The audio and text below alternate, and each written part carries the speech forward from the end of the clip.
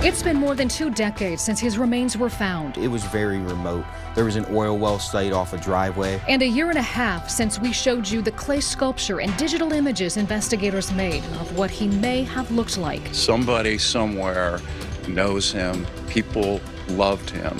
We need to have closure here. And now, that's what his family is finally getting. It didn't seem real. We deserve all the answers we can get at this point. A John Doe mystery is finally solved 23 years after human bones were discovered in Stark County. Not only have investigators figured out who he was, they say they also now know how he died and who murdered him. Only on News 5, our Bob Jones spoke with the sergeant who was determined to get that man's name back, and with the victim's family who thought this day would never come.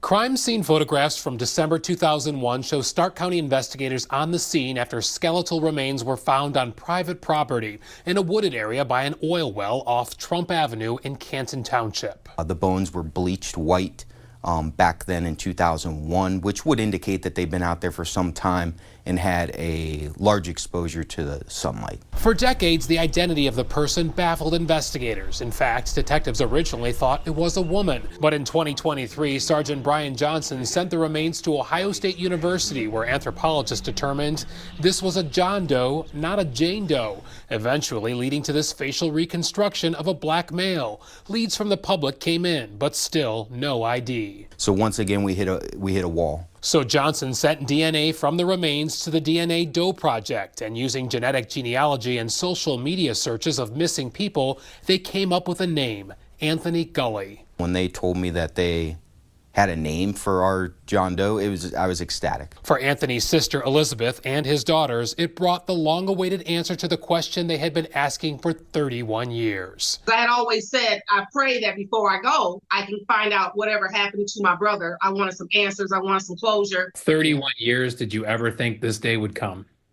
Absolutely not. The family had provided DNA samples to investigators, which turned out to be the key to confirming Anthony's identity 3 decades after he vanished. I shed a few tears, but it was more tears of finally. It's life-changing. It's something that you just never think that you're going to receive. Anthony's remains may have been found in Stark County in 2001, but detectives say he was murdered in 1994. He was shot about 250 miles from here in Pontiac, Michigan. Elizabeth says her brother didn't show up for his job at a car dealer in September of 1994. His rental car was found burned up in Akron 9 days later, but year after year passed and no sign of Anthony. His daughters, Raven and Yoshi, who were just 3 and 4 at the time, grew up with little to no memories of their dad. We've had to spend, again, over 30 years just trying to cling to each other. Detectives determined Anthony was shot and killed in a Pontiac hotel before his remains were dumped in Stark County. Johnson says the suspect in the murder, George Washington, who also went by Ricky, got into a shootout with Akron police in 1994 before shooting and killing himself. And while he can't be charged now, a Stark County Sheriff's report says it is believed that Anthony Gully was killed by Ricky Washington. Do you believe Washington killed Anthony Gully? Yes. For the family, giving Anthony his name back does not bring justice. Closure 3 decades later, not quite. I'm not going to necessarily say closure because he's not home with us yet.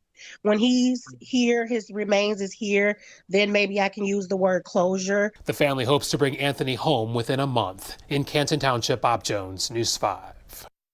My goodness. Well, the Ohio Attorney General Dave Yost will be joining Stark County investigators and representatives from the DNA Doe Project.